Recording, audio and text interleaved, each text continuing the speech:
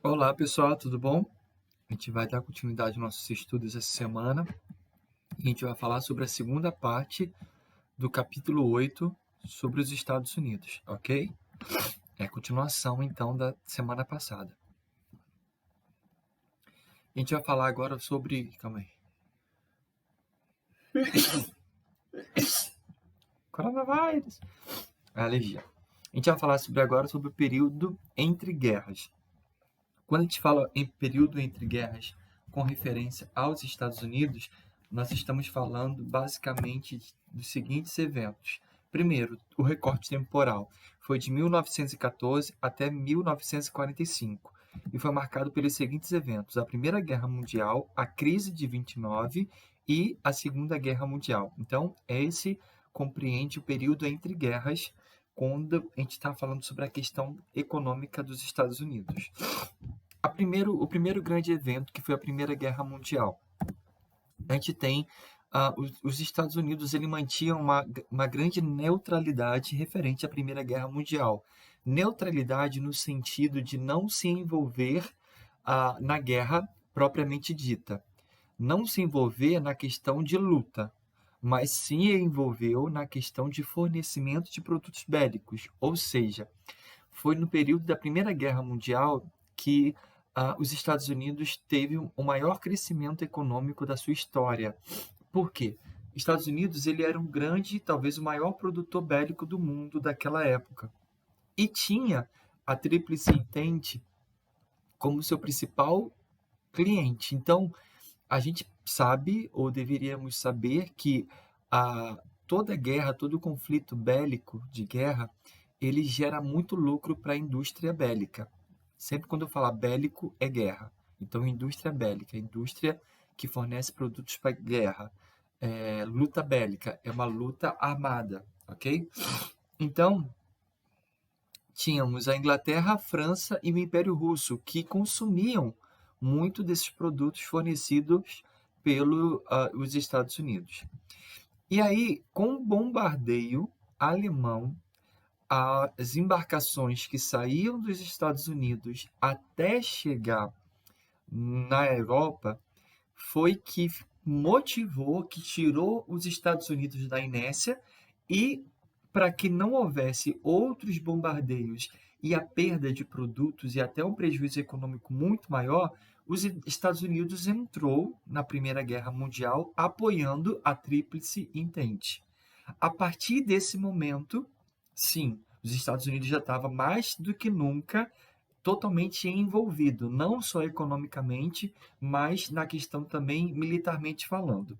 E aí sim, com esse apoio dos Estados Unidos, a Tríplice Entente venceu. Vamos entender um pouco mais sobre esse contexto, deixa eu ver aqui, tá, antes da crise de 29. Então, a gente tem que entender o seguinte: nós temos uma indústria que começa a fornecer muito mais produtos. Eita, esqueci de botar aqui o cronômetro. Muitos mais produtos, e esses produtos, as indústrias, por produzir mais e vender mais, acaba contratando mais funcionários. Contratando mais funcionários, são mais pessoas empregadas, mais pessoas com poder econômico, e isso foi uma bola de neve. Uma coisa levou a outra, ok? Então, eu tenho um contexto histórico e econômico nos Estados Unidos, aonde a população começa a ter um maior poder de compra, e aí cria-se um estilo de vida americano do consumo, que a gente vai falar um pouco mais à frente. Então, por causa da Primeira Guerra Mundial, temos o maior consumo dos produtos bélicos. Se os produtos bélicos eles são consumidos com maior quantidade, logo outras indústrias de bens de consumo normal vão também crescendo com isso, porque a população começa a ter maior quantidade de emprego, maiores salários e tudo mais. E aí, como que funcionou a crise de 29?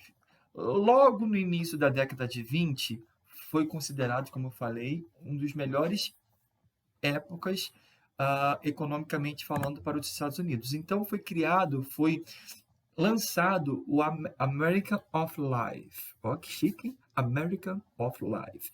O estilo de vida americano, que era balizado no seguinte: cada vez mais a população consumia e esse consumo ele era até um tanto quanto incontrolado.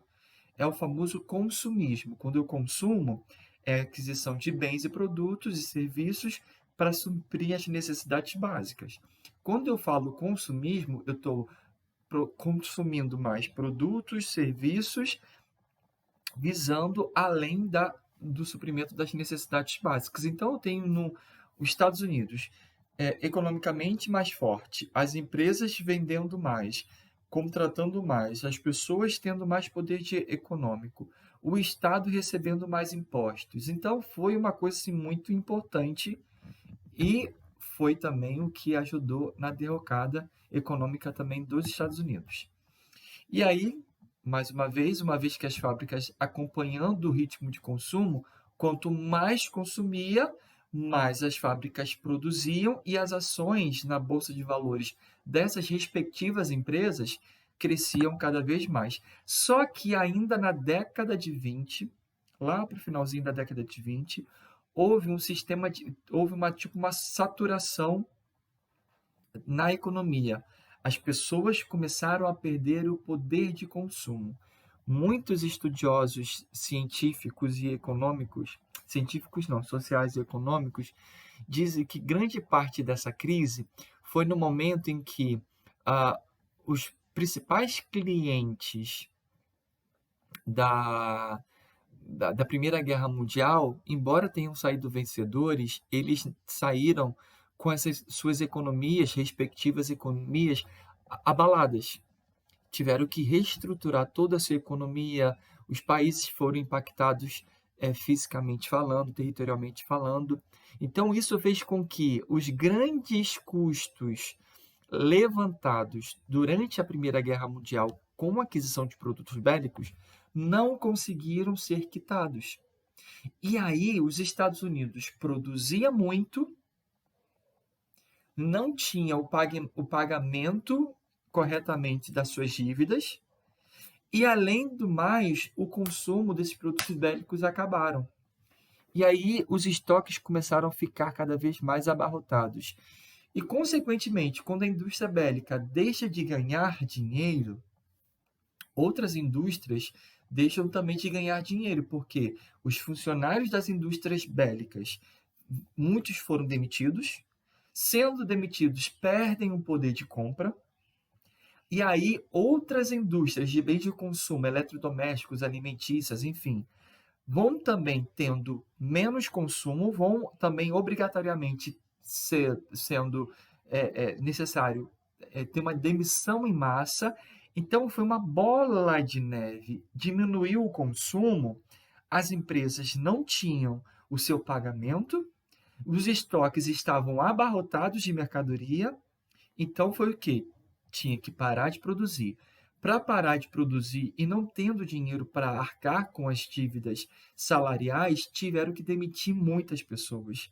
E nessas demissões, toda a economia foi afetada. E aí houve um colapso tanto na questão do consumo, mas principalmente na questão das fábricas. E isso ocorreu, isso já falei para vocês, enfim, se quiser dar uma pausa aqui para ler o que eu escrevi, mas foi basicamente o que eu disse.